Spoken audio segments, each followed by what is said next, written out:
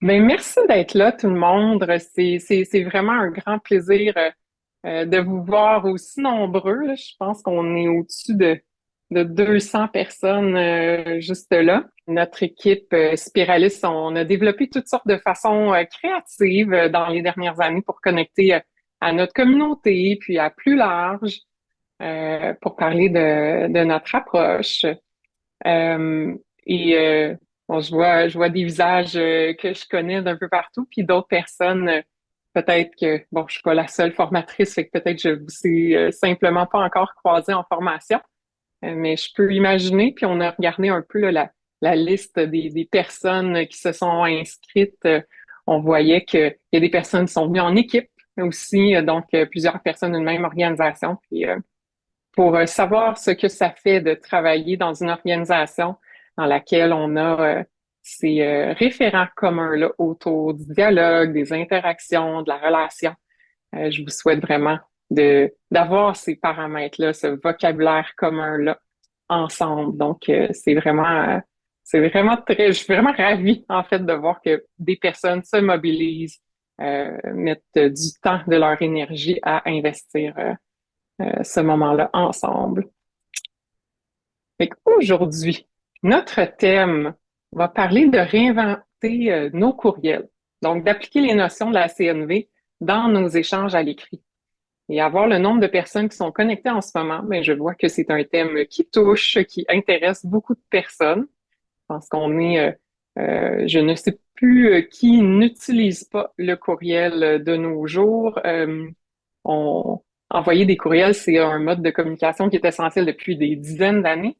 Et en même temps, il y a quelque chose qui s'est passé dans le paysage du monde du travail dans les dernières années qui fait que les interactions qui se passent à distance, donc même en asynchrone, sont assez typiques du paysage dans les équipes, que ce soit avec les clients, avec les collaborateurs, même aussi avec nos collègues proches.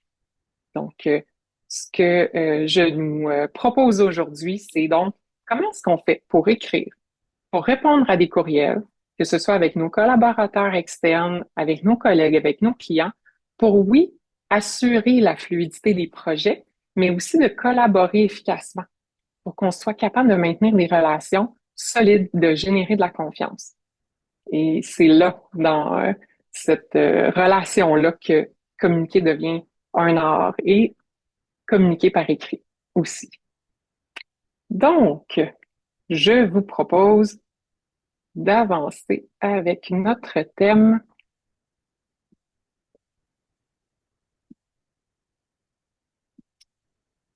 Je vais me présenter avant. Vous me voyez déjà, oui, à l'écran, mais j'ai envie de me présenter un petit peu plus là, avant d'aller plus loin pour vous donner une idée de qui je suis là, dans le diaporama de Spiralis.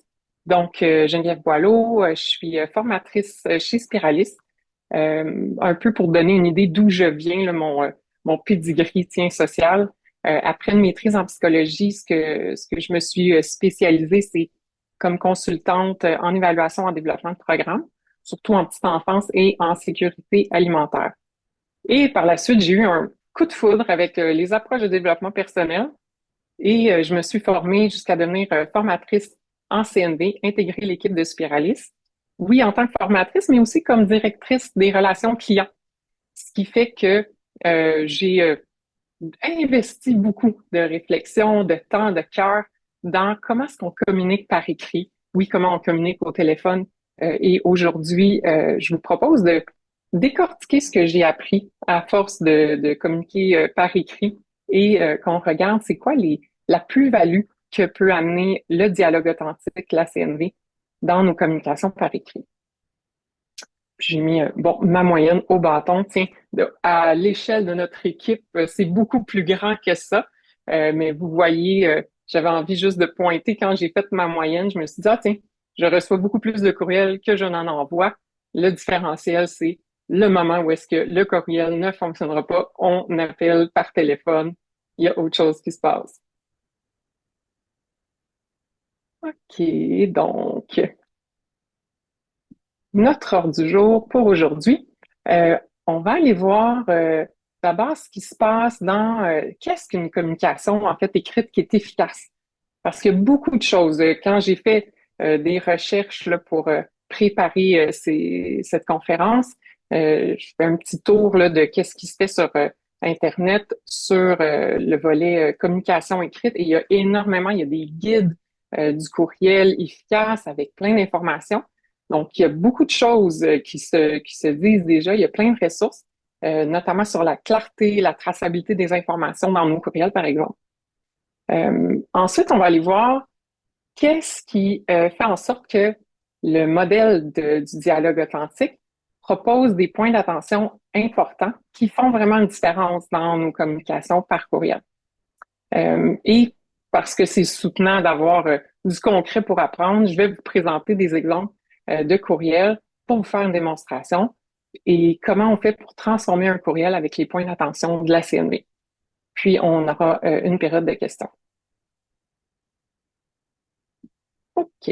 Alors, qu'est-ce que c'est une communication écrite qui est efficace? J'aurais envie de vous entendre juste là. Quand je vous dis ça, une communication écrite efficace, j'imagine que vous avez déjà entendu, lu, vous avez votre propre idée de qu'est-ce que c'est une communication écrite qui est efficace. Si vous avez envie de participer à cette question-là, vous avez le chat de la réunion qui est dans le bas de votre écran. Je vous propose d'y inscrire des réponses qui vous viennent quand je vous dis ça. Je vais clair et concis, le plus simple possible, qui ne soulève pas de doute, court, concis, adapté à son destinataire, ouais, avec des actions précises. Hein, donc, qu'est-ce qu'on fait avec tout ça? Respectueux, court, factuel, partir de l'objectif, mettre en situation, adopter une solution, demander si ça convient. Et personnalisé humaine, droit au but en toute bienveillance. Bref, il y a beaucoup autour de la structure, comment c'est rendu l'information.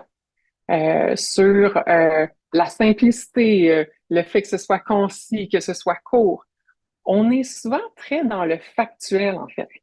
Ce qu'on remarque, je vous ai indiqué, moi, ce que j'ai retenu beaucoup dans mes lectures, c'est un choix de l'objet qui soit judicieux, autant pour la traçabilité que pour, dans le fond, euh, informer le destinataire de où est-ce qu'on veut s'en aller avec ça. Et donc, ça permet un tri des courriels qui est plus efficace, surtout quand on lit que la plupart des gestionnaires reçoivent à peu près 200 courriels par jour.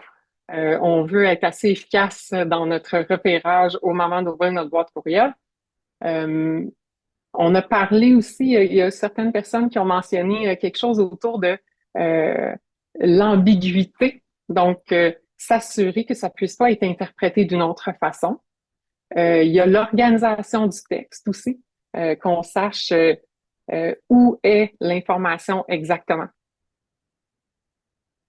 Donc, tout ça, il y a énormément de ressources là-dessus. On est beaucoup axé, comme vous voyez, sur comment faire pour que nos communications permettent d'atteindre certains objectifs, fassent avancer nos projets. Qu'est-ce qu'on va faire d'un petit peu différent aujourd'hui? On va aller regarder comment on fait pour que nos courriels soient aussi des vecteurs de relations. Parce qu'avant, on se croisait beaucoup, on se voyait en personne, il se passait de l'humain entre nous. On avait des relations plus amples.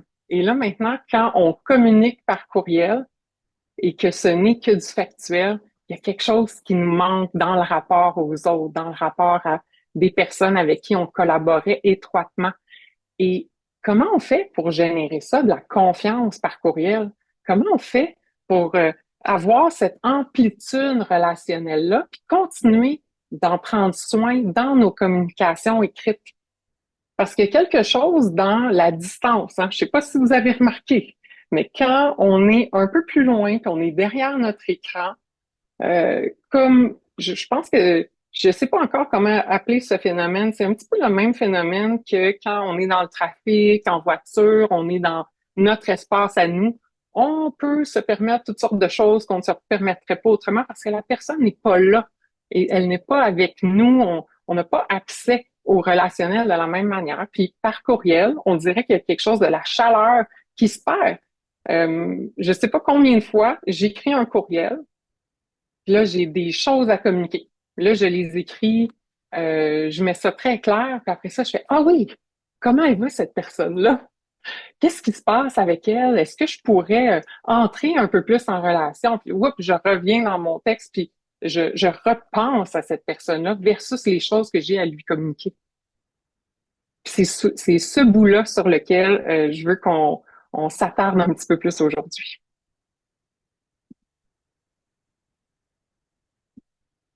Alors, avant d'aller dans qu'est-ce qu'on peut changer dans nos courriels, je vous propose de faire un petit tour de qu'est-ce que c'est le dialogue authentique en fait, pour qu'on se donne un peu là, les paramètres avec lesquels on va aller jouer par la suite pour aller examiner nos courriels.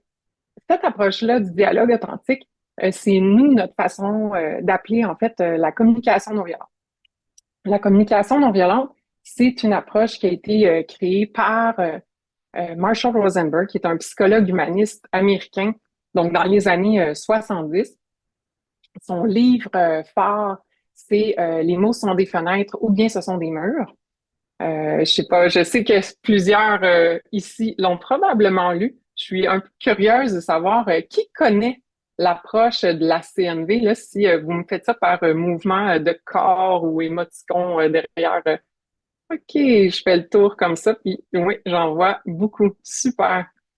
Je fais un petit récapitulatif là, pour les personnes qui n'ont pas encore été en contact avec cette approche-là. Donc, on, la communication non violente, nous, on l'appelle chez Spiralis dialogue authentique. Pourquoi on dit dialogue? C'est pour parler de la logique qu'on construit à deux versus le débat où chacun présente un peu ses arguments là, dans le but de faire passer son point de vue puis ses préférences. Et authentique dans le sens où qu'est-ce qui se passe pour chacun pour de vrai.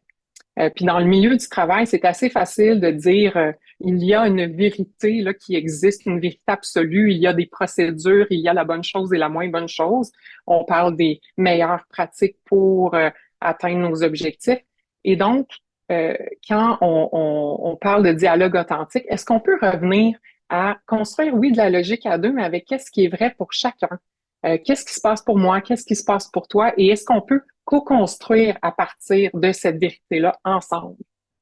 Donc, je vous ai déposé là, quelques mots là, autour de ça, la communication consciente qui est fondée sur, oui, l'empathie, l'authenticité et la responsabilité.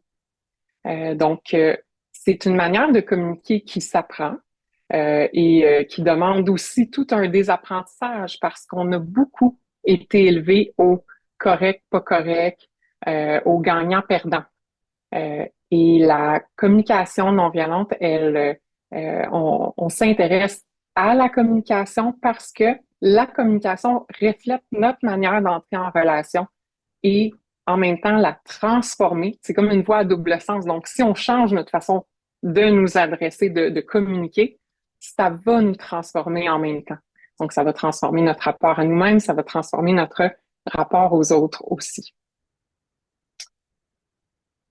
OK. Si on regarde les 4 étapes du modèle, la communication non violente, sa grande force, c'est la simplicité de son modèle. 4 étapes.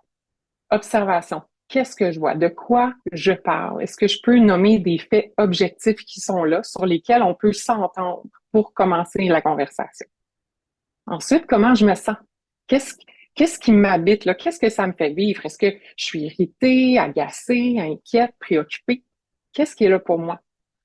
Et cet état-là, ce sentiment-là me pointe vers un besoin.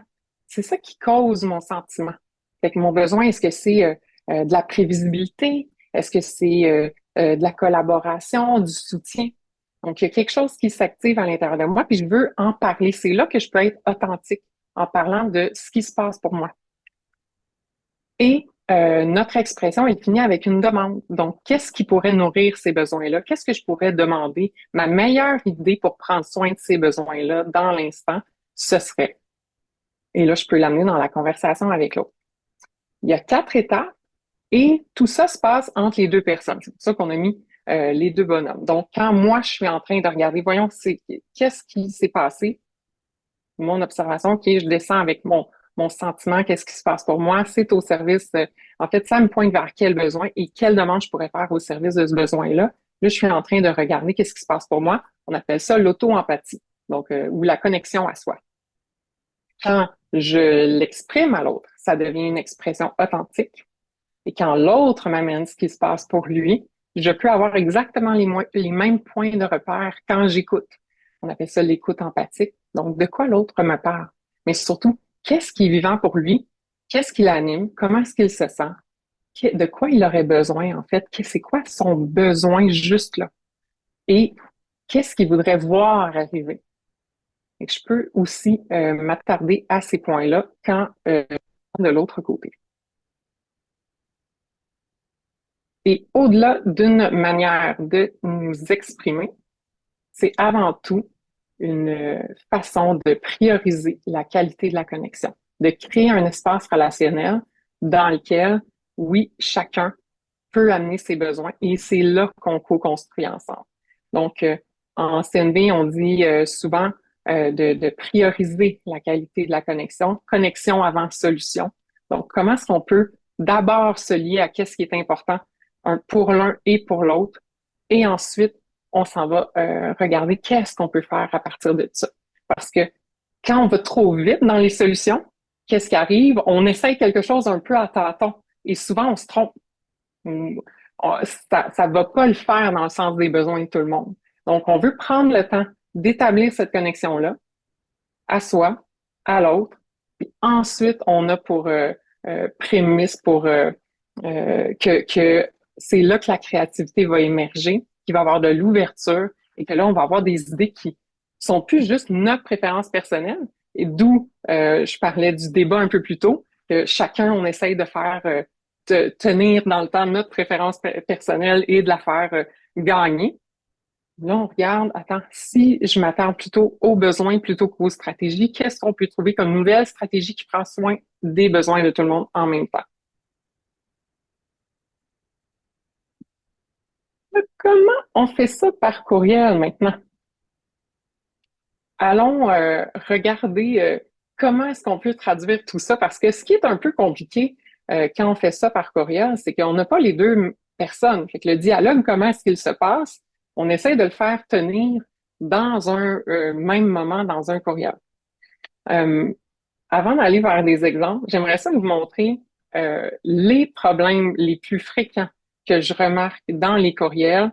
Fait qu'on va laisser un petit peu, vous allez voir là, des morceaux qui reviennent de nos critères de communication efficace par courriel. Vous allez les revoir et on va ajouter là-dedans l'aspect relationnel.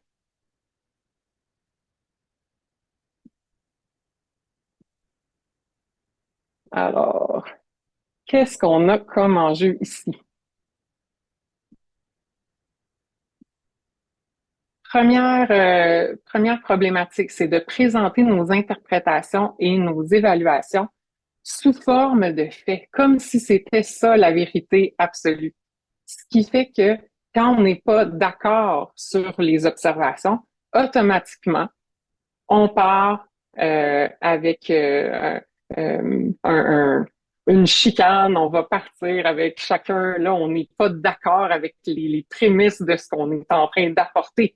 Donc, on oublie c'est quoi mes besoins puis mes demandes par après. On va être en train d'argumenter sur si c'est vrai que j'arrive en retard à toutes les réunions. On va regarder si on va essayer de trouver c'est quoi la vérité alors que c'est même pas ça qui est intéressant en fait.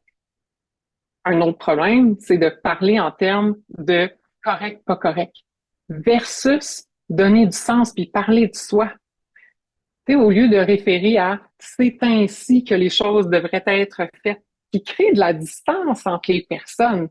Parce que, mais qu'est-ce qui est important pour moi là-dedans? Est-ce que je peux l'amener pour qu'on puisse être capable de dialoguer ensemble à partir de là? Ensuite, escamoter nos demandes.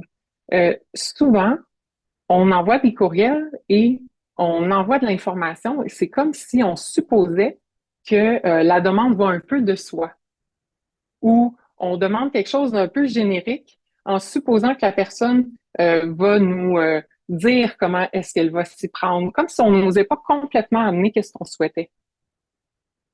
Mm. Ce qui est inconfortable avec, en fait, pourquoi est-ce qu'on fait ça, escamoter nos demandes? Des fois, on n'ose pas aller trop loin, on veut pas s'imposer. C'est, on se dit, ben, je vais laisser l'autre me faire des propositions par rapport à ça, mais en fait, il manque de clarté sur qu'est-ce qu'on souhaite vraiment. Qu'est-ce qu'on peut être précis, très concret sur qui fait quoi, quand, euh, tout en gardant de l'ouverture parce que c'est une demande. Et que ça se peut que l'autre nous arrive avec une contre-proposition, parfait, mais nous, notre point de départ va être proposé. Ensuite, une autre assez classique, écrire ou répondre quand on est déclenché. Hein? Quand nos mains sautent quasiment sur notre clavier pour commencer à écrire, là, en général, là, c'est peut-être pas ce qu'on aurait répondu si on avait pris le temps de respirer là-dedans, de se connecter à soi, de se demander, attends, qu'est-ce qui est là pour moi? Qu'est-ce qui me fait réagir? Est-ce que c'est vrai si je relis le courriel plus tard? Surtout quand on ne sait pas c'est quoi le ton, hein? Je pense que le classique, c'est, mais qu'est-ce que la personne voulait dire? Et là, je pense qu'on peut tous jouer à ça, de faire une voix sympathique qui lit un courriel et faire une autre voix un peu plus frustrée qui lit le même courriel. Et c'est étonnant comment on découvre des choses différentes dans chacune des versions. Et comme on n'a pas accès au ton, des fois c'est très facile, on va plus volontiers tomber dans la version la pire euh, quand on va lire notre courriel parce qu'on n'a pas accès à de la chaleur humaine pendant ce temps-là. Donc, prendre un temps, connecter à soi, connecter à notre intention.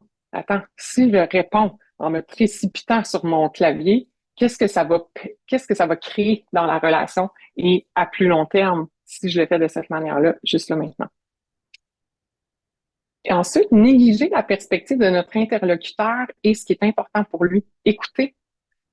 Quand on écrit un courriel, comment on fait pour écouter? Je pense que c'est la chose qui était la plus, que j'ai remarqué, qui était la plus difficile à placer au début. OK, là, j'amène mon point de vue, puis après ça, l'autre, il va répondre. Mais comment je fais pour écouter alors que je suis en train d'envoyer un message? C'est pas si évident que ça.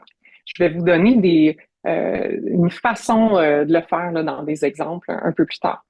Donc, une erreur, c'est, ou un problème fréquent, c'est de négliger cette perspective-là, de pas amener d'écoute à la perspective de l'autre dans un courriel. OK.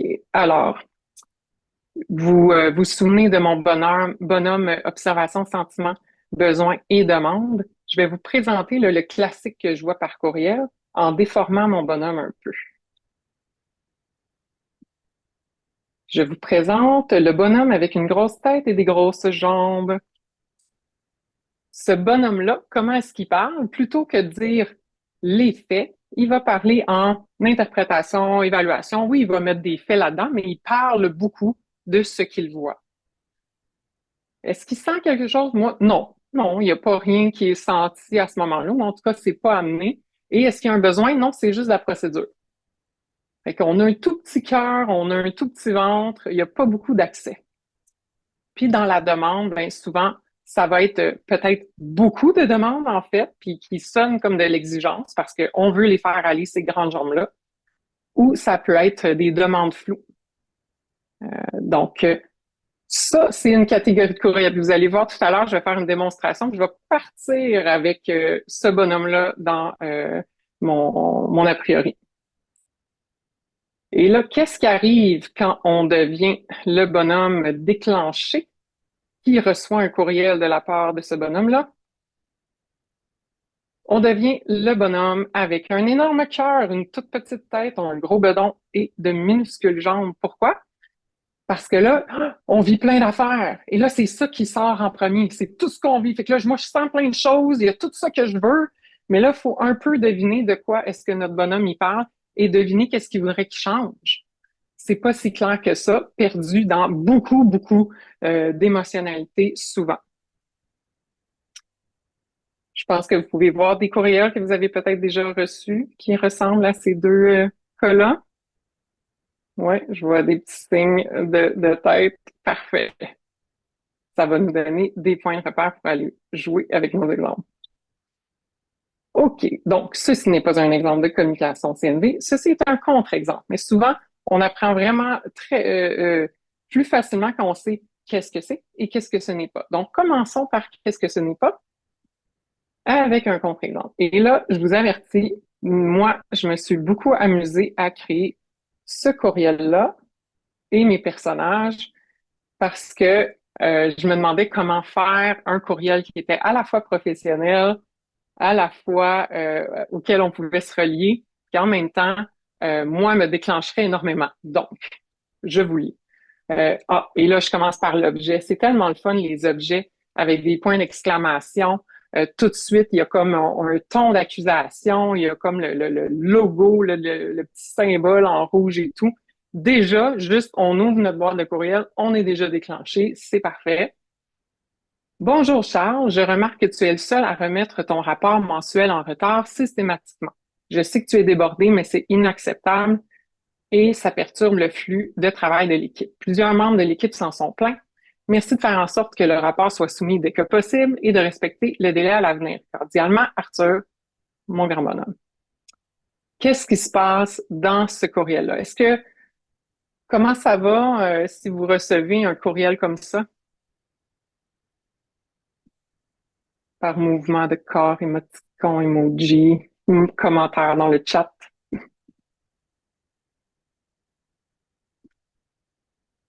OK. La défensive, déclenchée, blocage, une rencontre préférable, probablement, solidement en feu. J'aime ça. Je l'emmerde. Et voilà, accusateur, culpabilité. Parfait, c'est exactement, je pense que mon contre-exemple a bien réussi. Je suis bien satisfaite de moi. OK, décortiquons-le un petit peu avec les points de repère là, de la CNV. Donc, on lui a fait un beau code de correction comme ça pour aller voir qu'est-ce qu'il y avait dedans. Donc,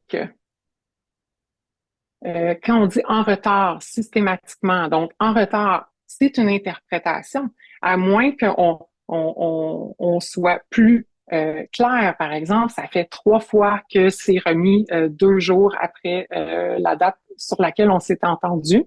De dire en retard, il y a quelque chose de ça sonne comme une interprétation, puis en général, ce que ça crée chez notre interlocuteur, c'est souvent de la défensive.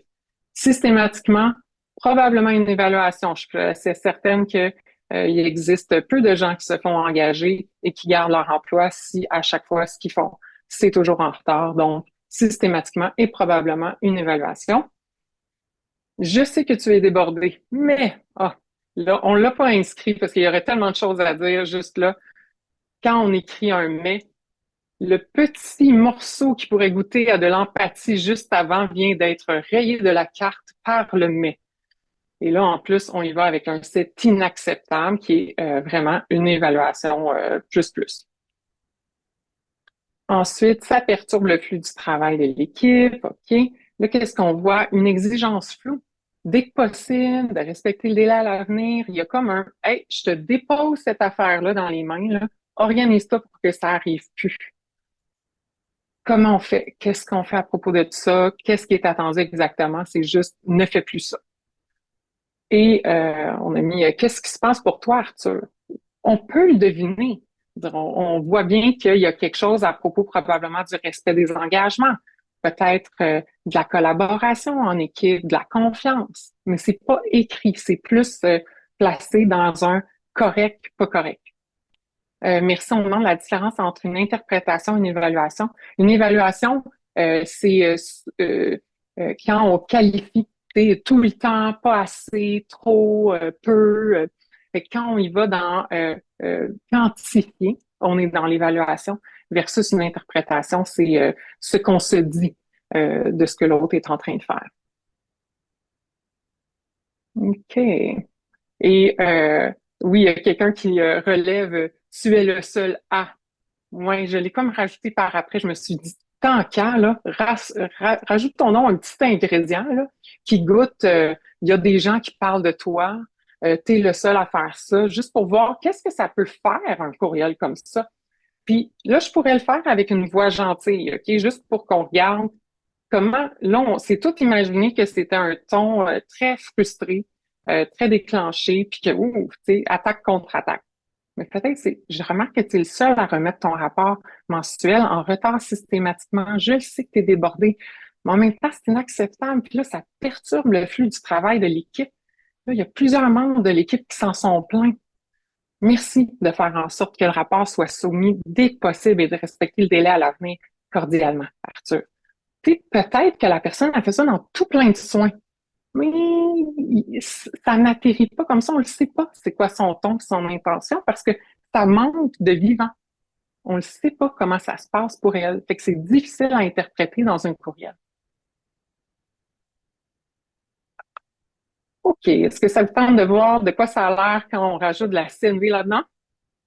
On est là pour ça, hein? Je vais boire de l'eau pour vous faire attendre un peu. Hmm. OK, alors, exemple revu avec la CNV. De quoi ça peut avoir l'air? Je vous ai mis les étapes sur lesquelles je vous propose de mettre de l'attention quand vous écrivez un courriel. Donc, on va commencer par faire le personnage d'Arthur qui réécrit ce courriel-là à l'attention de Charles et qui le fait cette fois-ci dans une perspective de girafe. Donc, d'abord, pensez à votre intention dans la communication. C'est qu'est-ce que vous voulez créer en apportant cette communication-là? Donc, pourquoi c'est important d'informer Charles de ce qui se passe? Et à quel besoin ça répond ça, d'écrire ce courriel-là? Ensuite, une observation qui est vraiment factuelle et objective pour la situation actuelle versus les interprétations. Donc, on regarde qu'est-ce que je peux nommer de précis qui nous permet de regarder la même chose en même temps. Ensuite, je vais faire une expression authentique. Je vais parler de mon sentiment puis de mes besoins qui ne sont pas complètement comblés en ce moment quand je regarde la situation. Et je vais faire une hypothèse empathique. Il se passe sûrement quelque chose pour l'autre. Pourquoi? Parce qu'il fait des affaires, il est vivant et donc il y a des sentiments puis il y a des besoins. Qu'est-ce que je peux imaginer pour amener justement ce volet-là de l'écoute dans mon courriel? Et je vais faire une demande de proposition pour une prochaine étape. De quoi ça a l'air maintenant? Vous allez remarquer une chose, quand on commence à y aller en CNV, ben oui, nos courriels sont plus longs quand même. S'il y a un désavantage, c'est que ça prend un petit peu plus de temps. La bonne nouvelle, par contre, c'est que la CNV, c'est pas pour les conversations de passe-moi le sel, OK? C'est vraiment quand il y a une certaine charge émotive. Fait que continuez de faire vos courriels plus factuels pour les moments où est-ce que c'est pas chargé. Il n'y a aucun problème. Quand il y a une certaine charge, que ce soit pour vous ou que vous appréhendez que l'autre pourrait avoir, là, c'est le temps de regarder, OK, comment je peux amener mon message d'une manière à ce que ça génère de la connexion? Est-ce que ça crée cet espace relationnel-là? Là, je veux mettre un peu plus de temps. Puis oui, c'est un peu plus long, mais sur le long terme, la confiance, ça fait gagner du temps, ça fait gagner de l'énergie, ça fait gagner en tant de choses, vraiment. Si je reprends mon courriel, déjà, mon objet est un peu différent. Rapport mensuel, rencontre, solution ensemble. Bonjour Charles. J'espère que le plus costaud du retour de la semaine de relâche est derrière toi. Moi, on m'a déjà dit que le ton d'un courriel, il est déterminé par la première et la dernière phrase. Ça m'a marqué. Je fais, ah, ben oui, tiens, c'est drôle comment est-ce que tu enlèves ces deux phrases-là, puis vous essayerez, vous allez avoir le PowerPoint par après, on va vous l'envoyer d'ici la fin de la semaine. Euh, Juste de vous amener à, ah, si on enlevait cette phrase-là, qu'est-ce que ça donnerait? Est-ce que là, je peux plus imaginer un autre ton? Et c'est impressionnant comment est-ce que ça peut plus facilement se transformer quand on enlève ça. Je t'écris au sujet du rapport mensuel dans une perspective de clarté et de soutien en équipe. Tiens, ça, c'est mon intention, mon besoin. Pourquoi je t'écris ça? C'est parce que ça, je valorise la clarté et le soutien en équipe. J'ai remarqué que le tien, ton rapport, m'a été communiqué après le délai convenu, les 3 derniers mois. Place de dire que c'est en retard systématiquement. Je sais que ton assiette déborde. Donc là, on est dans l'empathie pour Charles. Je sais que ton assiette déborde en ce moment et que tu as probablement besoin de compréhension pour tout ça. OK. Fait que c'est notre meilleure idée de, ah, il me semble qu'il y a ça qui se passe pour lui. Je peux-tu écouter et me relier à ça? Dire que, hey, je vois ça. Ça se peut-tu que ce soit là? On continue. Là, c'est mon moment pour moi m'exprimer. Qu'est-ce qui est là pour moi? De mon côté, je suis préoccupée, sentiment, parce que j'ai à cœur la fluidité, ce qui est mon besoin pour l'ensemble de l'équipe. Et que ce soit mon besoin, moi j'ai besoin de fluidité, oui, je veux que ce soit, que tout le monde en vive de ça. J'aimerais voir avec toi ce qu'on peut faire. Et là, pour la fluidité, je veux prendre soin de ce besoin-là. Et dans mon intention, je parlais du soutien aussi. Donc là, ma demande, elle va être liée à tout ça. Est-ce que tu peux me proposer tes disponibilités la semaine prochaine pour en parler et envisager des solutions ensemble? Donc là, on a une demande qui est réaliste, qui est concrète, qui est en langage positif, qui est liée aux besoins. Et c'est une question. Peut-être que ça fonctionnera pas la semaine prochaine parce que tu te rappelles que Charles est débordé. Mais peut-être qu'il y a quelque chose à faire dans les prochains temps puis qu'il va proposer sa perspective. OK. Puis je regarde un petit peu voir peut-être vos réactions. J'aimerais peut-être entendre comme une ou deux personnes sur quand vous voyez là, la différence entre le premier puis le deuxième, qu'est-ce que ça vous dit?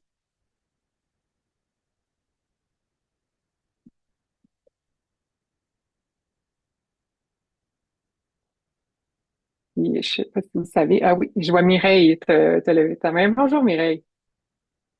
Oui, bonjour. Bien. Ben, moi, ce que ça me dit, c'est que c'est vraiment un courriel qui me donne le goût de collaborer. Hmm. Oui, oui. Et plus que le premier, c'est ça que je comprends aussi, Oui, oui, vraiment. oui, oui. Puis Oui. qui m'invite à trouver une solution qui peut aussi marcher pour moi, là. Mhm. C'est super beau. Merci Mireille.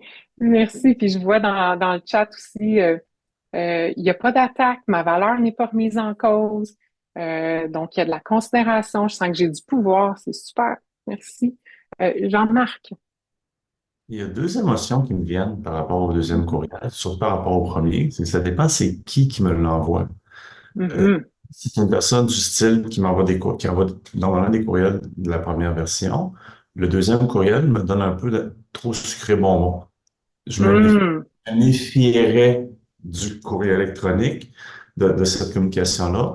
Mais dans le temps, probablement que si la personne a toujours communiqué comme ça, que ça va bien passer, je vais mieux le recevoir. Fait que j'ai l'impression que la relation que j'ai avec l'envoyeur impacte beaucoup comment je vais percevoir, même en utilisant les bons mots aux bons endroits.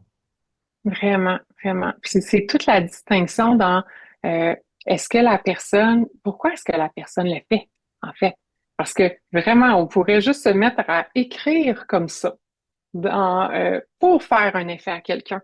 Mais c'est pas ça la CNV. Puis là, je pense que quand tu dis, ah, là, la personne, si elle écrivait toujours les premières versions de courriel, puis là, tout d'un coup, elle change, c'est comme, attends, il y a comme quelque chose que j'ai besoin de placer, de vérifier avec la personne. Qu'est-ce qu'elle veut?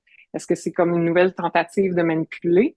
Puis peut-être qu'elle a juste fait le cours d'introduction au dialogue authentique. C'est pas impossible. Je pense qu'on devrait proposer à nos participants de mettre une petite filigrane, là, quelque chose dans leur courriel pour dire qu'elles viennent d'avoir accès à des nouveaux outils et que désormais elles vont sonner un peu différemment pour prévenir. L'autre élément qui m'a frappé sur la Mhm. slide précédente, à cause des données, euh, si c'est précis, ça veut dire que j'ai accumulé des données précises, j'ai vraiment de l'information versus des ragots ou des impressions. Mhm. C'est probablement plus difficile, c'est plus difficile de monter, pas de monter le dossier, mais d'accumuler cette information-là. Mhm. Mais en même temps, la préoccupation en fait que j'ai, c'est, mettons que c'est pas 3 fois en 3 mois, c'est 2 fois en 3 mois que la personne revient. Mhm. C'est pas trois, c'était deux. Ouais. Il y a comme la surface, puis il y a le fond. Oui, puis là, le sujet, il change, hein. Dans ce temps-là, c'est OK, ça, c'était 3 fois, mais il y a d'autres choses. Puis en fait, peut-être que ça fait, il y a d'autres demandes. Mais là, à ce moment-là, l'objet ou l'observation, il se transforme. C'est plus les 3 derniers mois, c'est écoute, il y a comme une problématique un petit peu plus générale. Je vais donner deux, trois exemples. Est-ce qu'on pourrait s'en parler? Puis en fait, souvent, quand ça devient de cette ampleur-là, c'est pas par courriel souvent qu'on va en parler.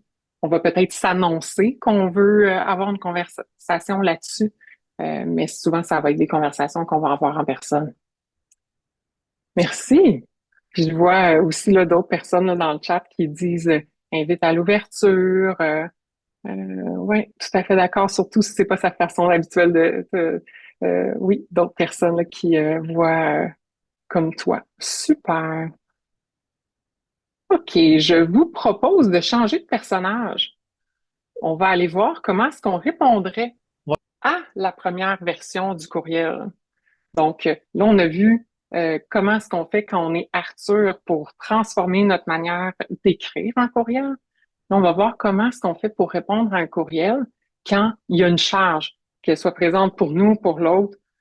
En tout cas, quand il y a un courriel qui arrive avec une certaine charge qu'on perçoit de l'autre, souvent, nous-mêmes, ça nous déclenche puis on vit quelque chose. Comment on fait pour répondre dans ces moments-là?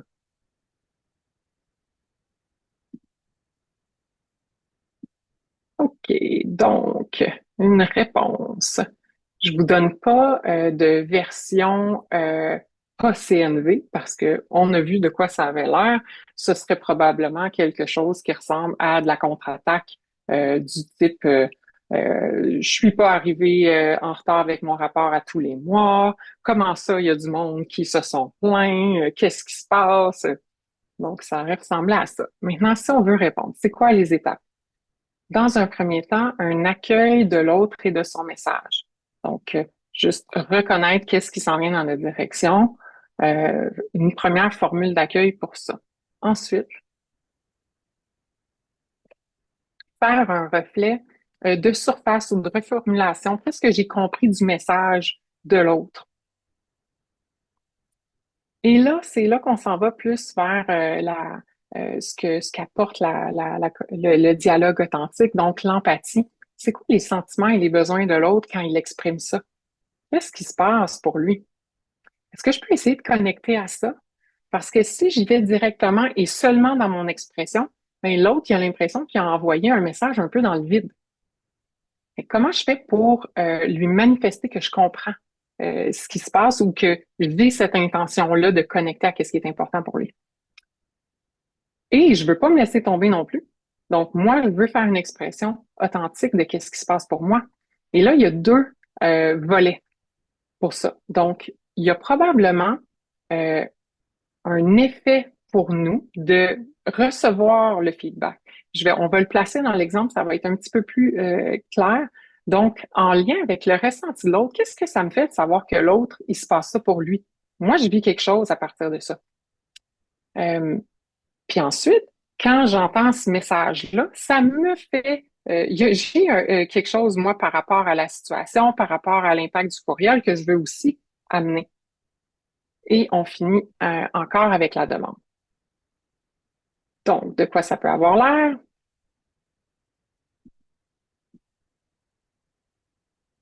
Donc, bon, j'ai reformulé l'objet discussion constructive sur le rapport mensuel. Donc, on commence. Message d'accueil d'Arthur et de son message. Merci de m'écrire pour me donner du feedback sur la situation. OK, parfait. Ça aurait pu être plus ample que ça. Là, moi, j'ai choisi, bon, ben, regarde, tu m'apportes un feedback. Merci de me l'écrire. J'aurais pu élaborer en disant, je préfère nettement être au courant de ces choses-là, puis que je suis contente qu'on puisse adresser ces problématiques-là plutôt que les garder de côté, par exemple. Euh, Ensuite, je reformule. Je comprends que le retard dans la soumission de mon rapport mensuel a un impact sur le travail d'équipe et que tu accordes la valeur au respect des engagements. Donc, je m'en vais regarder de reformuler ce message-là. Et là, je vais un petit peu plus loin, peut-être même que ça va dans le sens de la confiance pour toi. Je sais pas, je mets un point d'interrogation. C'est peut-être ça, c'est peut-être autre chose. Euh, mais là, je suis en train de regarder, mon focus d'attention est chez mon interlocuteur, qu'est-ce qui se passe pour lui. Deuxième page. Et donc, là, je m'en vais vers l'expression. Tout à l'heure, je vous disais qu'il y avait deux versions. Donc, dans un premier temps, je vais parler de ce que ça me fait quand je sais qu'il se passe ça pour Arthur. Fait que je suis désolée des perturbations causées. J'ai aussi à cœur l'aisance et le soutien mutuel dans l'équipe. OK. Et ensuite, en lien avec l'impact du courriel pour Charles, ou en tout cas pour moi, là, dans la situation, en même temps, quand je lis que c'est inacceptable que des collègues se sont plaints, je suis un peu déconcertée, puis j'ai envie de compréhension et de soutien. Ça, c'est ce qui se passe pour moi. Je veux pas l'ignorer. Je veux l'amener. Quand on parlait d'authenticité puis de vérité, il y a ça qui se passe pour moi. Puis peut-être que je vais avoir des demandes de, tu sais, quand là, il y a des choses qui commencent à circuler comme ça, est-ce que tu serais d'accord de m'appeler, de me convoquer en rencontre? Moi, de savoir ça, là, ça me met dans une position peut-être inconfortable. Je continue avec qu'est-ce que je veux proposer. J'aimerais discuter avec toi des défis que je rencontre en lien avec le rapport pour résoudre ce problème ensemble. Peut-être que je peux ajuster ma manière de travailler ou avoir accès à des ressources supplémentaires pour être dans les délais à l'avenir. Que dirais-tu qu'on en parle de vive voix la semaine prochaine, avant notre rencontre d'équipe, par exemple? Et là, bon, j'ai cordialement, et là, c'est pour de vrai, dans ce temps-là, quand je suis capable d'aller connecter à qu'est-ce qui est important pour moi, puis de proposer ça. OK, je suis curieuse encore une fois. Quand vous voyez ça comme manière de répondre, puis il y aurait eu plein de possibilités de réponses différentes. Il y en a qui auraient peut-être pas goûté la connexion de la même manière. Je suis curieuse de voir comment cette version-là atterrit pour vous. Du jamais vu. OK. Oui, je vois.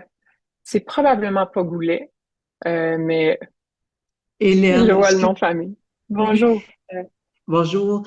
Ben, je trouve que la réponse, c'est tout à fait responsable. Puis la personne s'est aussi occupée de son besoin. Elle a exprimé ses sentiments, puis elle l'a fait d'une façon ben, tout à fait correcte, puis respectueuse Mhm. même de l'autre personne. Alors, Mhm. je trouve Comme ça du bien si respect. la personne a été capable de faire ça. C'est super. Mhm. Oui. Puis même dans, tu sais, de voir ça, là, il peut y avoir, à la fois, on prend soin de soi, puis on a du respect pour soi, puis à la fois du soin puis du respect pour l'autre. Euh, c'est, Mhm. euh, Est-ce que c'est surprenant? J'ai comme l'impression, c'est comme, oh, ça peut être bien si on arrive à faire ça. Oui.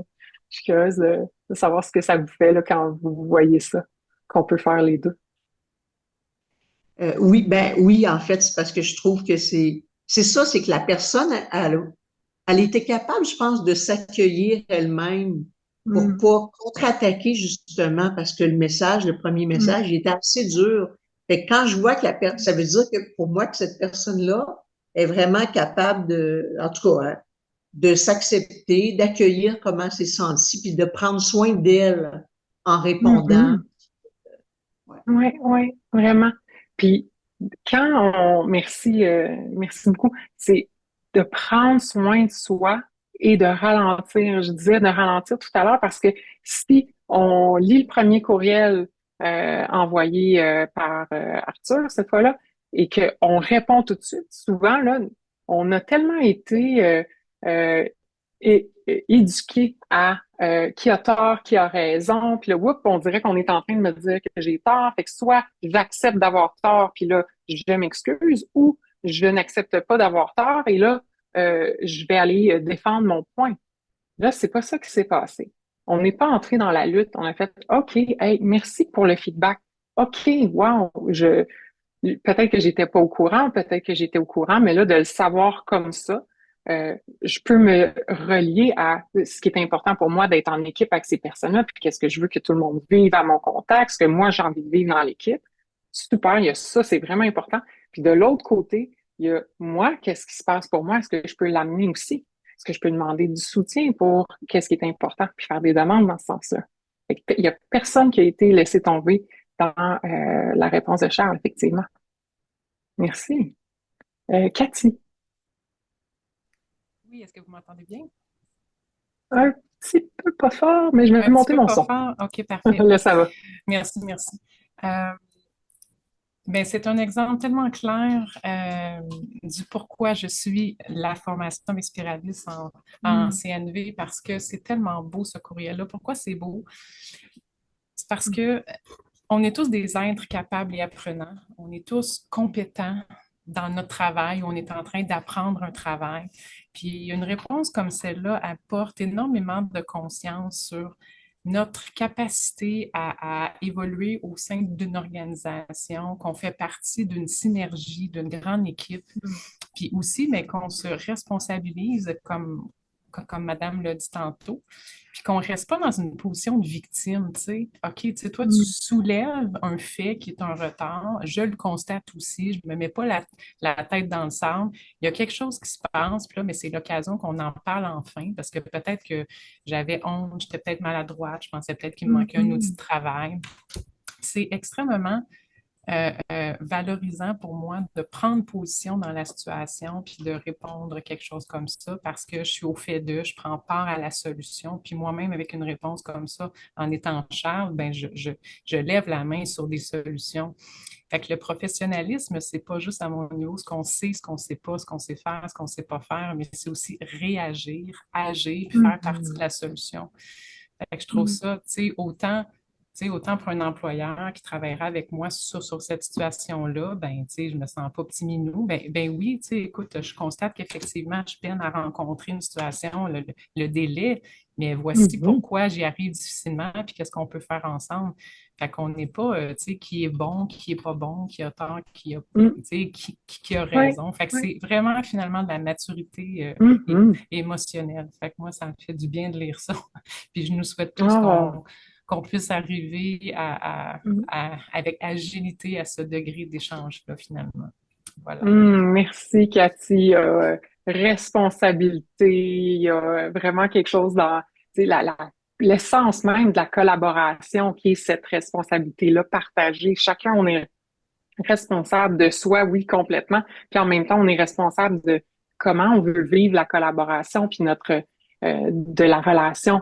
Fait que pour moi, c'est ça le mot là, qui revient beaucoup. Et ce que tu as nommé aussi, c'est comment on fait pour sortir de cette zone-là de politesse? Parce qu'il y aurait eu une autre façon de répondre qui est tout aussi déclenchée à l'intérieur, mais qui répond poli. Donc, au premier courriel, ça aurait pu être Ah, je suis vraiment désolée, ça n'arrivera plus.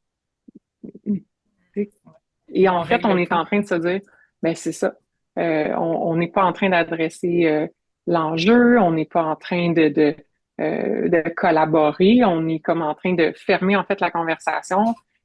Puis peut-être que par en dessous, on n'est pas du tout en train de se dire qu'on est d'accord avec notre collègue qui est en train de nous adresser ça.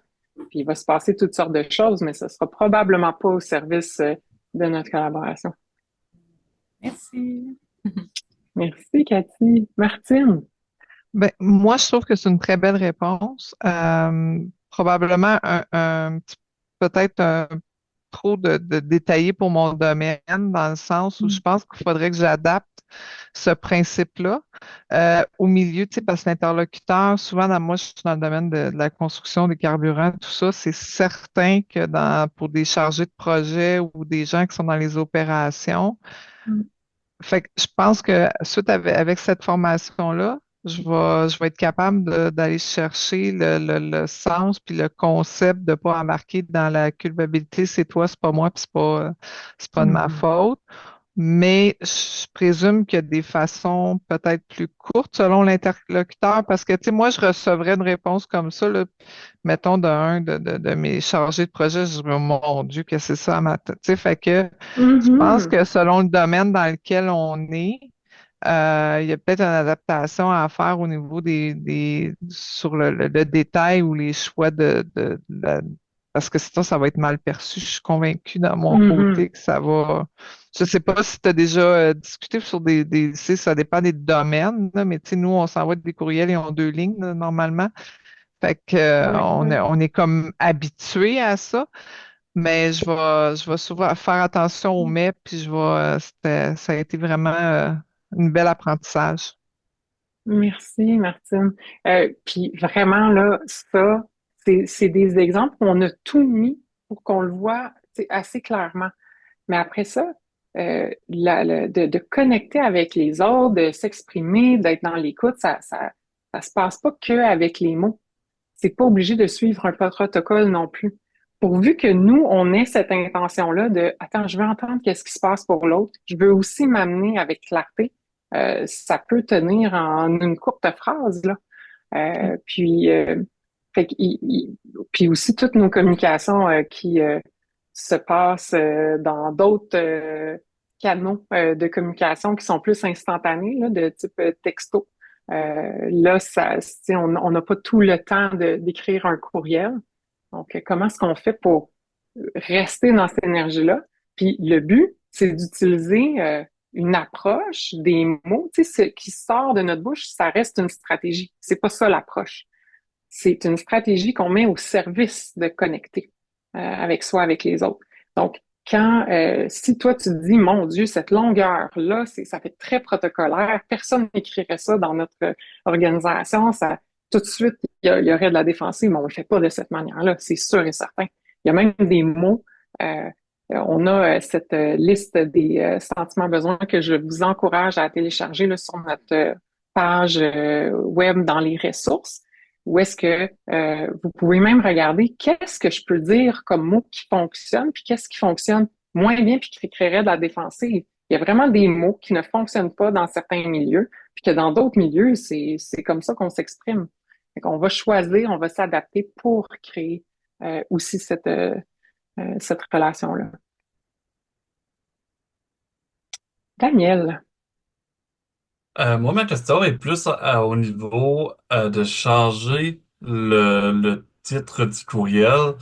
Euh, la personne parle agressivement, probablement elle se sent agressée aussi par les gestes de l'autre. De changer le nom de son courriel, ça fait pas un peu baveux? Oui. Je suis vraiment d'accord. En fait, moi, j'ai changé le titre pour faire une proposition, mais je suis assez certaine que ça atterrirait comme ça. Je vous recommande d'ailleurs de ne pas faire de code de correction en rouge sur les courriels de vos collègues et collaborateurs. Ce sera probablement pas très bien perçu. On le fait en s'amusant, mais effectivement, Daniel, je suis assez d'accord avec toi que si tout d'un coup, ça va sonner en fait comme quelque chose qui est comme ironique puis du sarcasme, là, puis c'est pas ce qu'on souhaite. Par contre, on peut peut-être en parler tu sais, de se donner du feedback sur nos communications. Tu sais, moi, quand je reçois un courriel comme ça, tu sais, dans le titre, ouf, ça me fait, tu sais, cet effet-là, est-ce que tu serais d'accord de plutôt comme le phraser comme ça? Moi, juste en ouvrant ma boîte courriel, ça activerait vraiment une autre disposition qui est plus proche tu sais, d'entendre qu'est-ce que tu as à dire, puis de collaborer là-dessus. Merci. Marie-Hélène. Oui, allô. Ben, en fait, mon commentaire était vraiment dans le même sens de celui que Martine a partagé avant. C'est difficile avec certaines personnes, c'est difficile dans certains milieux. Ça m'est arrivé de vraiment travailler des courriels correctement comme ça, puis d'être très étrangement reçu, là, tu sais, que le courriel qui revient après revient en 2 lignes, on dirait qu'il n'y a rien qui a été compris. Tu sais, en tout cas, je trouve ça quand même un peu triste de constater que tu sais, les principes de la communication authentique sont, en fait, je pense, dans quand même beaucoup de milieux de travail, puis pour beaucoup de personnes pas appliqués, puis on dirait qu'on est dans le milieu de travail, on a une espèce de crédibilité professionnelle qui commence quasiment avec un préjugé que si on exprime une émotion ou un besoin, ce qu'on dit est pas rationnel. Ah, vraiment. Fait que c'est ça, je trouve que c'est difficile, c'est comme intéressant de le voir en même temps, tu sais, je me dis, c'est comme ça, j'aurais aimé peut-être amener voir des exemples de vraiment de girafes de rue, là, tu sais, de l'engagement quand notre public est vraiment pas initié à ça, parce que, à part peut-être certains milieux précis, mais j'ai l'impression de façon générale, dans le milieu du travail, en tout cas dans plusieurs milieux de travail, même l'expression des émotions est perçue de façon négative en partant. Fait que ça demande d'habileté pour arriver à livrer quelque chose comme ça, puis que ça rend compte ce qu'on souhaite comme notre intention, en fait. Oui, vraiment. Merci. Puis tu mentionnes girafe de rue, fait que c'est pour les personnes qui ne connaissent pas la CNV, la girafe, c'est l'animal totem un peu de la CNV, avec son grand cœur qui actualise là, ce langage, cette approche-là authentique, responsable du cœur. Puis pour mettons, notre première version je pense, je sais plus si c'était Arthur ou Charles qui parlait en premier. Là, on pourrait dire qu'il y avait quelque chose du langage chacal, qui est le langage, la critique, du jugement. Donc, c'est les deux animaux. Girafe de rue, c'est en fait ce que je vous ai montré, ça ressemble, c'est un petit peu à mi-chemin, là, ça dépend des contextes. Je vous ai montré une semi-girafe de rue, fait que la girafe classique, elle parle avec les mots de je me sens parce que j'ai besoin de, et la girafe de rue, elle utilise ce langage-là un peu plus décontracté dans la ruelle. Donc, ça ressemble à ça. Fait qu'une girafe de rue. Et on a des modules, en fait, je vous ai parlé de l'introduction au dialogue authentique, qui est la formation dans laquelle on explique là, vraiment le détail de ces différents points de repère-là, l'observation, sentiment, besoin, demande, qu'est-ce que c'est l'écoute empathique, qu'est-ce que c'est pas, qu'est-ce que c'est de s'exprimer authentiquement et comment on peut faire pour que même si quand on n'est pas déclenché, on a accès à cette façon-là de communiquer, comment on fait pour agrandir notre zone de capacité de s'amener avec ce langage-là, dans cette intention-là, même quand l'émotivité augmente puis la confiance diminue un peu dans nos relations.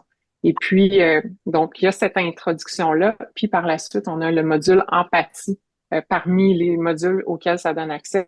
Et on parle de la girafe de rue là-dedans. Ça aide, comme on a beaucoup de choses à déconstruire, ça aide de savoir qu'est-ce qui se passe, sentiment, besoin, un peu comme on fait des gammes au piano avant de se lancer à faire des improvisations. C'est soutenant. Puis, même si on l'utilise pas dans ce qui sort de notre bouche ou par écrit, de savoir que, OK, il se passe quelque chose pour l'autre, il se sent comme ça, il a besoin de ça, moi, c'est ça qui se passe, on va déjà transformer notre façon d'interagir. Ce sera pas de la même manière que si notre attention va sur l'autre qui dit ça n'a pas de bon sens, ça n'a pas d'allure. Ou moi, j'ai pas d'allure. Comme il a raison, c'est moi le coupable là-dedans.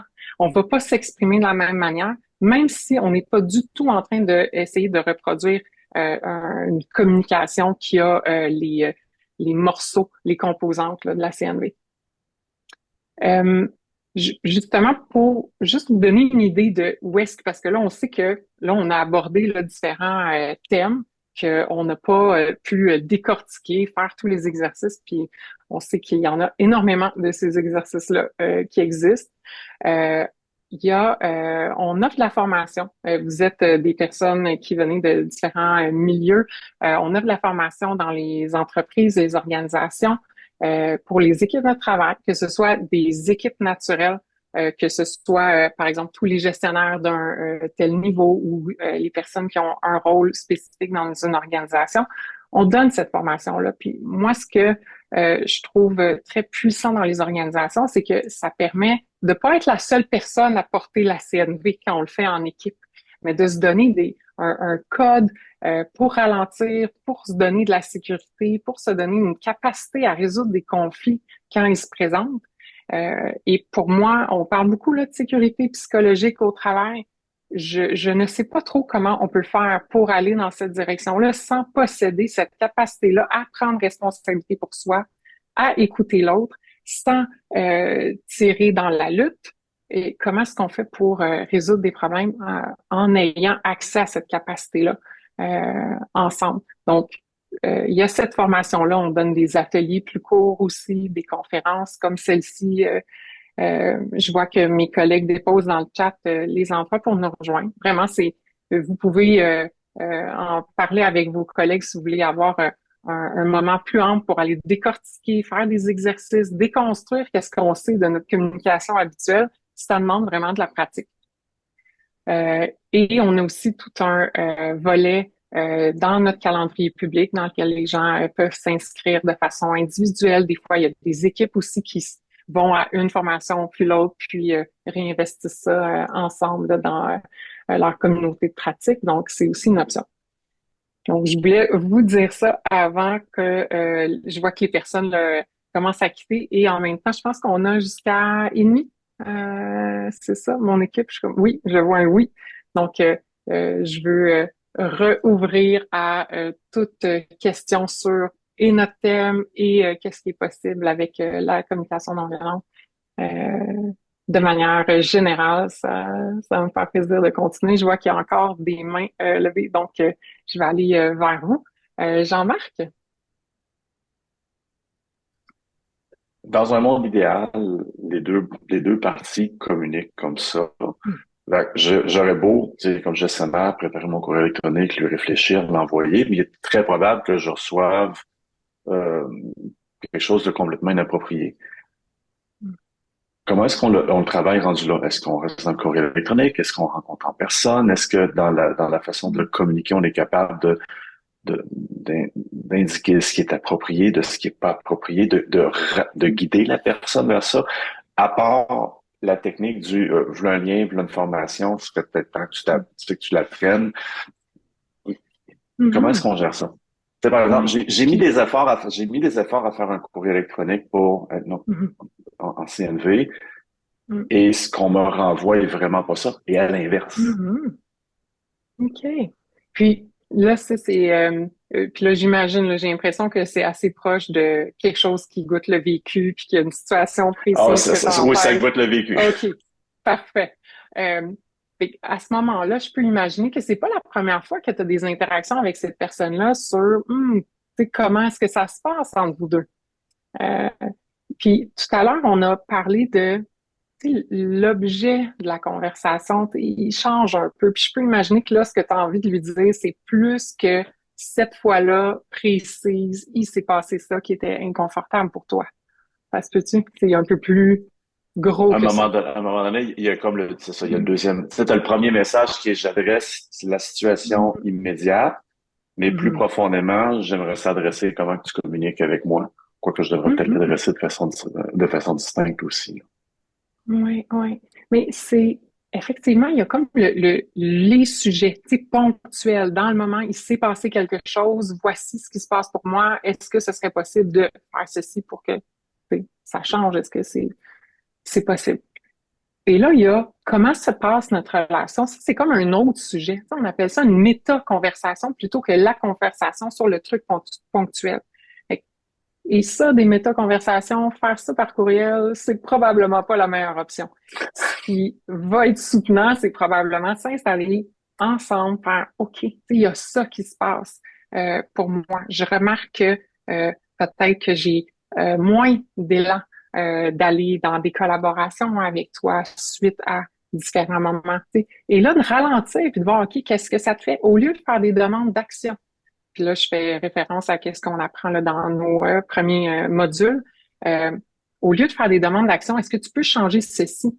Là, on s'en va voir qu'est-ce que ça fait quand je te dis ça? Qu'est-ce qui se passe pour toi? Et là, on regarde qu'est-ce qui est là pour l'autre aussi. On s'amène puis on parle plus de comment on vit la relation plutôt que de parler d'événements concrets. Je sais pas si déjà, là, ça te donne comme une idée d'une autre ça donne des pistes, oui. Ça donne des pistes. OK. Super. Merci, Geneviève. Merci. Daniel. Oui, je me demandais, quand devant une réponse à un courriel, on ne sait vraiment pas quoi répondre, est-ce que dans le fond, c'est pas, comment dire, que dès là, on peut se dire que ça sert à rien de passer 1 heure à écrire un courriel, puis ou encore, faut qu'il soit très court, simplement, oh, excuse-moi, là, je pensais pas que mon courriel allait déclencher, je sais pas, une réponse comme celle-là. Écoute, veux-tu qu'on s'en parle, tu sais, ou tout simplement, vraiment, comme de vive voix, mais oui. Parce que autrement, ça, comment dire, Tu sais, puis c'est souvent aussi ça arrive souvent hein, que les gens, ce qu'ils font, puis je fais la même chose, quand quelqu'un envoie un courriel, ben là, tu prends chaque phrase, tu sais, si la personne te pose une question, bon ben là, tu prends le courriel, puis tu réponds à chaque petite chose. Puis là, à un moment donné, il y a des choses qui sont tellement pas pertinentes que tu réponds pas. Alors la personne Hmm. est frustrée que tu n'as pas répondu à toutes les questions, bref, Hmm. à un moment donné, j'ai l'impression que dès qu'on est obligé de mettre plus que 10 minutes sur un courriel, on est peut-être mieux de dire, ben écoute, on se parle dessus, là. Il me semble que, tu sais, je Dans, vois. Tu sais, bon, bref, je comprends pas. dans comme de J'aimerais la qu'on fluidité, là. s'entende. Ouais. Mais oui, fluidité, même de l'efficacité, là, tu sais, tant qu'à mettre tant de temps, puis que là, il reste des choses non résolues, est-ce qu'on peut se parler de vive voix, on va avoir plus de chances de se rendre au bout de qu'est-ce qu'il y a à régler, là, dans Ben cette oui. communication-là. Puis, oui, puis j'ai envie comme de peut-être rebondir sur comme plusieurs choses que tu as dit. Euh, et j'ai envie de dire, ça dépend tellement des personnes, OK? Dépendamment tu sais, des gens, il y a des gens qui aiment ça, avoir un- le- tout ça par écrit pour la clarté, puis il y a des types de communication que d'avoir ça, là, tout décortiqué, c'est vraiment soutenant pour faire avancer des projets. Mais là, j'ai l'impression que ce que tu commençais à dire, c'était ben là, j'envoie un courriel et c'est comme pas du tout à ce que, tu sais, la réponse est pas du tout ce que je m'attendais, là. C'est comme, moi, je m'en allais dans cette direction-là, c'est ça que je proposais, puis ça a fait comme, wouh, complètement à l'autre bout. Et là, c'est comme, si moi, je réponds à ça, j'ai l'impression que je vais juste comme empirer l'enjeu, parce que je vais lui demander de revenir ici, mais je suis pas sûre que ça va arriver. Fait que là, oui, effectivement, je pense que de se parler de vive voix, ça va vraiment être soutenant parce que c'est d'aller voir comment ça atterrit pour la personne. Après ça, dire, OK, regarde, moi, c'est ça qui se passait pour moi. Puis c'est souvent lié à l'intention, hein. Ouais, c'est On ça, c'est nous que attribue une certaine justement, moi, intention. je me dis, Mm. entre deux personnes qui, comment dire, si au départ, quand on a commencé à travailler ensemble, on était plus méfiants l'un vis-à-vis de l'autre, puis qu'avec le temps, on est vraiment devenus des personnes bienveillantes, l'une vis-à-vis de Mm. l'autre, ben c'est sûr que des fois, on peut faire des courriels vite, là, tu sais, bon, oh non, ça, je sais pas, tu sais, Mm, euh, mm, mm. ben non, là, ça Comme on se marche permet un pas, peu puis plus. Oui. en mettant ah, Mm. ah, tu sais, non, non, là, tu sais, on peut pas faire ça maintenant, ou tu sais, bref, quelque chose de Vraiment. très rapide Mhm. avec des ah, ah, vouloir dire, tu sais, ben, tu sais, je comprends, mais en même temps, tu sais, non, là, ça marche Mm, pas. mm. Ben, tu sais, l'autre personne devrait savoir que dans le fond, on est bienveillant. Alors, c'est peut-être de toujours lui rappeler que non, non, tu sais, qu'il y Oui. a encore de la Puis je bienveillance en vais. tout ça. L'intention est encore bonne, là. Ouais, ouais. Puis Daniel, dans le fond, je vais. C'est super. Ce que je comprends, c'est. Puis dis-moi là si je me trompe, mais c'est dans l'aisance que vous avez développée dans cette relation-là, il y a des moments où est-ce que vous permettez de juste répondre comme très vite, sans mettre de fioritures. On se dit ça directement. Puis là, oups, peut-être que des fois, ça atterrit pas comme tu penserais dans le contenant. C'est de la relation, puis que là, oups, on perd de vue. Attends, mais tu sais, ça va plus dans un territoire de confiance entre les personnes. Puis il y a quelqu'un qui fait, oups, attends, moi, j'aime pas ça. Il y a quelque chose de ça? Ça ressemble à ça? Oui, oui, c'est ça. Peut-être J'ai que perdu dans mon écran. qu'on peut avoir des fois trop Ouais. surestimé euh, Hum, la valeur, ben pas la valeur, mais le hum. niveau de bienveillance de la relation, ou même pas ça, mais OK. la Ouais, ben j'ai envie de te la proposer quelque solidité de la chose. relation, là, peut-être. Ouais, ouais, j'ai envie de te proposer quelque chose. Je pense que euh, tu sais, plutôt que questionner, est-ce que la relation est assez solide pour ce courriel-là? Juste de changer de question puis faire, ah ben, ça se peut qu'il y a des moments pour cette personne-là que ce type de courriel-là, ça le fait pas ou ça fonctionne pas. Puis de se donner du feedback, puis d'ouvrir cette possibilité-là. Euh, on a beaucoup de communications qui sont par courriel et elles se passent d'une manière qui est souvent plus pratico-pratique. Ben oui. Fait que là, de prendre un temps pour faire comment toi t'aimes ça que je t'adresse des demandes. Est-ce que ça te va quand je te réponds C'est rapidement correct, comme oui. ça pour ce type-là? Puis quand on a ces ententes-là au préalable, puis quand on ouvre le canal de se donner ce genre de feedback-là, mais là, ça va pas aller dans une zone d'accumulation de oups, c'est parce que la relation elle va plus bien que ça passe pas. Non, non, on garde ce canal-là de rétroaction puis de feedback ouvert sur comment on préfère recevoir les messages ensemble. Puis là, mais ça va désamorcer pas mal de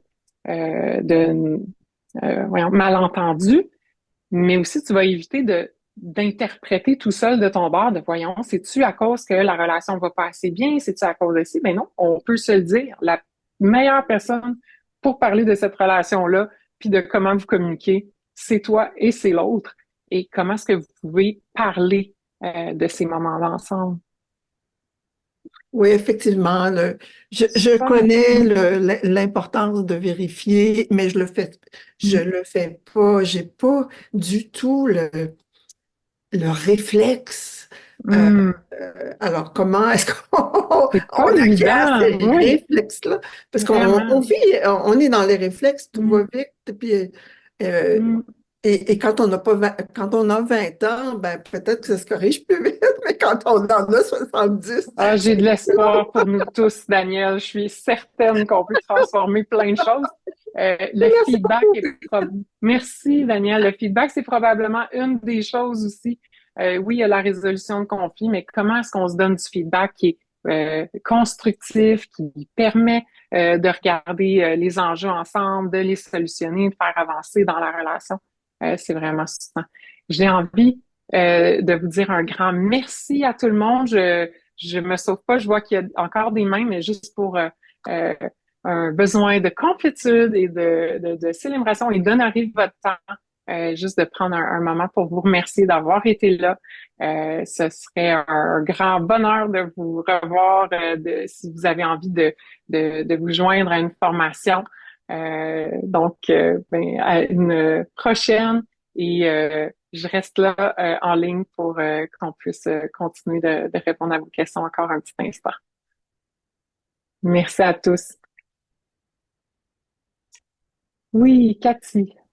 Oui, donc merci pour cette formation de midi offerte gratuitement avec beaucoup, beaucoup, beaucoup de valeur. Gratitude, gratitude. Et une petite question pratico-pratique. Dans la description de l'atelier d'aujourd'hui, ce qu'on était pour voir, donc on sera en mesure de reconnaître les situations où le courriel est contre-indiqué. Est-ce que j'ai bien compris que les situations où le courriel est contre-indiqué, c'est quand on sent que, tu sais, une tension, puis que ça serait vraiment mieux de dire, bon, mais là, je vais sortir de la boîte de courriel, puis je vais dialoguer avec la personne. Est-ce que c'est ça qu'on voulait dire par reconnaître les situations où le courriel est Oui, oui, contre-indiqué? oui. Oui, vraiment. Ben, oui, il y a ça. Il y a aussi, on a plusieurs personnes on l'a évoqué. Donc, quand on voit que de continuer dans cette direction-là a plus de potentiel de, tu sais, de mettre plus de temps avant qu'il y ait une résolution aussi. Est-ce que c'est quelque chose qui, de continuer dans cette direction-là, a un potentiel d'abîmer la relation, puis de continuer à créer comme je vais dire, de la divergence là, dans ce qu'on voit les deux. Fait que oui. Et il y a aussi une question d'efficacité, de combien de temps ça va me prendre pour répondre à ce courriel-là. Et pas juste le combien de temps ça va prendre pour répondre à ce courriel-là, mais est-ce que en fait, ça permettrait, en plus, si on s'en parlait de vive voix, de générer de la connexion, de générer de la confiance, de la collaboration, du lien. Donc, à ce moment-là, je vais privilégier probablement de faire un appel si à temps égal, euh, je peux le faire avec l'autre personne, puis que ça va en plus avoir ces bénéfices-là. Puis, dans le fond, dans les courriels de plainte de clients vraiment mécontents, Mm, on devrait répondre à chaque courriel de plainte, mais avec la Oui. pratique de notre structure, puis Mm, avec ce qu'on a vu ce midi, on pratiquerait la même oui, formule oui, dans le fond, mais on répond tout le temps, c'est ça? oui. Ben, en fait, j'aurais comme envie de faire un autre cours avec d'autres exemples, puis là, avec C'est des ça, clients. ouais, c'est ça. Parce que il y a tellement il y a aussi nos ressources. Quand c'est un client puis il y a une plainte qui vient dans notre direction, bon, premièrement, tu sais, nos clients, c'est pour ça qu'on offre ce qu'on fait. Donc, on veut vraiment prendre soin de ça. Et d'avoir une plainte, c'est une forme de feedback. Qu'est-ce que je peux apprendre, moi, de ça? Et est-ce que je peux même donner un espace pour en entendre encore plus? Fait que si moi, j'ai ces ressources de temps, d'énergie, cette disposition aussi intérieure, mais est-ce que je peux même profiter de ce moment-là pour aller proposer une rencontre de vive voix, puis aller avoir du feedback plus substantiel? Il y a ça. Et en même temps, des fois, c'est des plaintes sur quelque chose que j'ai absolument pas de contrôle dessus. Je ne sais pas trop quoi faire qui va aller dans le sens des demandes de la personne. Je peux avoir de l'empathie pour ça. Je peux proposer d'autres alternatives. Je peux faire de vive voix ou par courriel. Mais il arrive un moment où est-ce que j'ai déjà choisi je vais l'écrire par courriel parce que dans les ressources de temps et d'énergie que j'ai déjà accordé beaucoup de temps à ça. Puis je veux m'assurer que la personne, quand elle va revenir à mon courriel, peut-être que là, elle est tellement déclenchée que peu importe qu'est-ce que je vais lui dire de vive voix ou que je vais pouvoir écrire par courriel, ce sera pas bien reçu. On sera pas capable d'aller dans la connexion, mais avec le courriel, elle peut retourner lire plus tard. Je me suis dit, bon, mais il y a des moments où est-ce que je vais comme choisir de clore, mais je vais l'écrire. Je vais l'écrire, puis je vais vraiment beaucoup donner de sens à ça. Je vais amener le plus d'empathie que je peux pour comme tout ce qui est dans le deuil pour l'autre. Puis j'ai comme l'espoir que ben, si c'est pas cette journée-là, peut-être qu'elle va pouvoir y retourner une autre journée, puis peut-être le lire un peu différemment parce que ça va être différent dans sa disposition. Je sais pas si ça ça oui, se parce que tient. tu sais, c'est une petite fenêtre sur un sujet Mhm. très profond aussi. Donc, le jour où est-ce que tu auras envie de faire une formation de midi sur service client puis tout ça, donc ça va être génial parce que je Parfait, c'est comprenais que c'était noté. vraiment plus la diade entre deux collègues, etc. Ouais, ouais. Mais là, je comprends au moins que je pourrais utiliser ce qu'on a appris aujourd'hui, puis là, voir, parfait, j'ouvre la porte parce que c'est une relation importante pour mon entreprise, Mhm. donc je vais prendre du temps pour qu'on en parle ou avec le genre de client, dossier, tout ça, ben je vais écrire un courriel de compréhension et tout ça pour accorder une certaine valeur au temps que la Mhm. personne a pris aussi pour m'écrire son Ouais, ressenti, mais que je pourrais pratiquer ce qu'on a vu aujourd'hui. C'est ça. tout à fait. Oui, merci. Parfait. Merci, Merci Cathy, d'avoir beaucoup, posé la Geneviève. question. Bye bye. Bye bye. Je vois la main de Céline aussi. Oui, merci. Et désolée, ma caméra m'a fait faux bond, là. Je voudrais bien l'ouvrir, mais ça ne fonctionne pas. C'est bon. Donc, moi, je voulais savoir si votre organisme Spiralis, est-ce qu'ils offrent des ateliers pour se pratiquer entre nous une fois qu'on a suivi la formation? Mhm. Euh, dans le fond, si après la formation, il y a d'autres moments où est-ce que les participants peuvent interagir pour se Ben, en pratiquer fait, dans un contexte qui est un peu sécuritaire. oui, ben en fait, c'est juste que j'ai déjà suivi un atelier Mm. de 4 heures là, de communication CNV. Mhm. Et puis, je me souviens, le formateur nous donnait des exemples de phrases. Puis, on Mhm. devait juste dire, est-ce que c'est un jugement ou c'est une observation? Et souvent, on était, je sais pas moi, une douzaine, là, puis il n'y avait pas de consensus, là. Il y a des gens, dépendamment Pas évident, oui. comment ils voyaient Mm. ça. Puis Mm. justement, à la fin de l'atelier, le monsieur avait dit qu'il y a des groupes de Mhm. CNV qui s'organisent Tout à des- fait. pour échanger, puis aussi Mm. partager nos réalités qui sont que c'est pas tout le monde qui pratique la CNV autour de nous, Mhm. autant dans notre vie privée que dans notre milieu professionnel. Donc, c'était aussi ça, là. Ça allait au-delà de juste Mm. pratiquer la CNV, ça allait aussi à échanger comment ça fonctionne pour nous et tout. Ce qui peut être Oui, très tout à fait. intéressant comme après l'atelier. Oui, oui. J'ai deux réponses pour toi, Céline. D'abord, oui, ça existe. On appelle ça des groupes de pratique en dialogue authentique ou en communication non violente. Donc, il y a des gens qui ont participé à des formations puis qui s'organisent entre eux suite à une formation ou Nous, suite aux formations, on invite nos participants à joindre un groupe Facebook, les participants de Spiralis. Comme ça, ils peuvent se faire des propositions, des demandes entre eux pour organiser ça. Donc, on facilite cet échange-là. Donc, oui, ça existe, les groupes de pratique.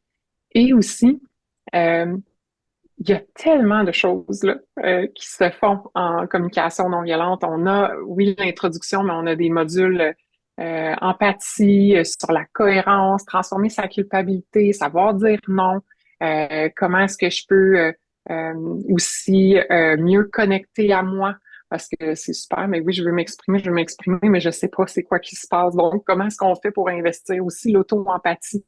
Donc, il y a plein de modules différents. Puis en fait, de moi, en tant que participante au début de ma formation, il y avait vraiment quelque chose de refaire une formation, même si c'est sur un autre sujet, ou même refaire la même formation. À chaque fois, ça change. Le formateur, il va interagir d'une autre manière avec les participants. Il y a d'autres questions qui vont être soulevées. Moi, je suis pas à la même place dans ma vie. Ça atterrit toujours différemment. Et que ça, c'est une pratique. Puis nos formations sont pas... Là, on était dans une conférence. Fait que nécessairement, je vous présente de l'information, c'est plus de l'ordre inspirationnel. Mais dans nos ateliers et dans nos formations de 2 jours à 2 jours et demi, c'est très expérientiel. Donc, on présente un bout de contenu, on parle pendant 15 minutes de ça pour que tout le monde sache où est-ce qu'on s'en va. Mais là, on fait des exercices. Et là, même si tout ce qu'on apprend en CNV, on se dit, ben oui, ça a plein de sens, il me semble que c'est une évidence, tout le monde devrait faire ça. Là, on s'en va faire notre exercice avec une situation de notre vie. Hop, c'est toute autre chose qui sort de notre bouche, c'est toute autre chose qui se passe dans notre corps, puis on réalise que c'est pas si simple que ça à amener. Oui, ben Et c'est là, pas, on fait de la d'où pratique. les sessions de pratique. Oui, je comprends très bien que durant Vraiment. les ateliers, il se passe beaucoup de choses, mais après Ouais. les ateliers, Mhm. les séances pratiques en tout cas, Oui, j'avais trouvé ça c'est... intéressant comme approche, mais oui, je sais qu'il y en a dans Mhm. Facebook et tout, mais je me disais, est-ce que Ouais, ouais, Spiralis en organise? ouais. Vous le Il y a des choses facilitez, qui mais vous les organisez s'organisent, ouais. pas, si je comprends Il bien. y a OK. nous, on n'organise pas les groupes de pratique en tant que tels, en offrant un local, par exemple, et tout ça. Par contre, ce qu'on propose, pas à l'introduction, mais au module du programme d'immersion en dialogue authentique, c'est de vous jumeler en copain-copine d'empathie, ce qui vous permet de pratiquer, de faire des appels, des échanges empathiques. Donc, par exemple, Céline, après une formation, ensemble, on est jumelés pendant 2 semaines, là. On fait nos Mhm. échanges empathiques, puis après ça, tu es jumelé avec une autre personne et moi aussi. Fait que là, ça me permet de pratiquer des choses, de recevoir de l'empathie, de me pratiquer à manifester mon écoute empathique dans différentes situations avec plein de personnes. Donc, ça aussi, c'est une autre OK. possibilité. Ouais. OK. Ben, je vous remercie beaucoup. Ça fait vraiment plaisir. Merci. Merci à tout le monde qui est encore là. On va mettre fin à cette conférence à la période de questions.